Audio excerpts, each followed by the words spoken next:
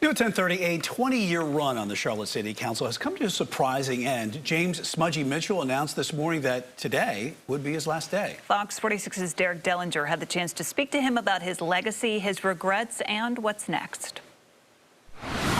I've decided to resign my position as council member at large, effective today at 5 p.m. That announcement from Charlotte City Councilman at large James Mitchell was enough to turn the heads of some of his fellow council members. It was a surprise to my colleagues. This was not a decision Mitchell took lightly. He was first elected to the District 2 seat back in 1999 and served there until 2013. Since then, he took up a role on the council at large, but recently he also took up a role as president and minority owner of R.J. Leeper Construction, which would have created a conflict of interest that would have kept his business out of any city construction, even if he recused himself. Simply put, he could not do both jobs.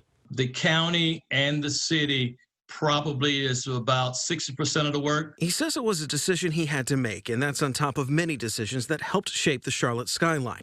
He was involved in the development of what is now Truist Field and North Lake Mall, naming Martin Luther King Jr. Boulevard, and bringing the CIAA to Charlotte. But he says there are also regrets. Losing the CIAA is one. The other deals with the death of Keith Lamont Scott. I think as a leader, I did not handle that very well. And I remember when we were running for re-election, I actually apologized to the citizen and said, give me another opportunity. Mitchell is also the subject of an ethics complaint, the results of which have not yet been released. But overall, his reputation is one that many say is one of service.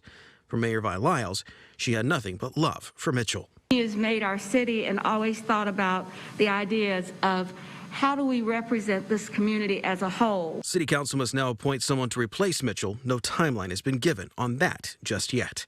In Charlotte, Derek Dellinger, Fox 46.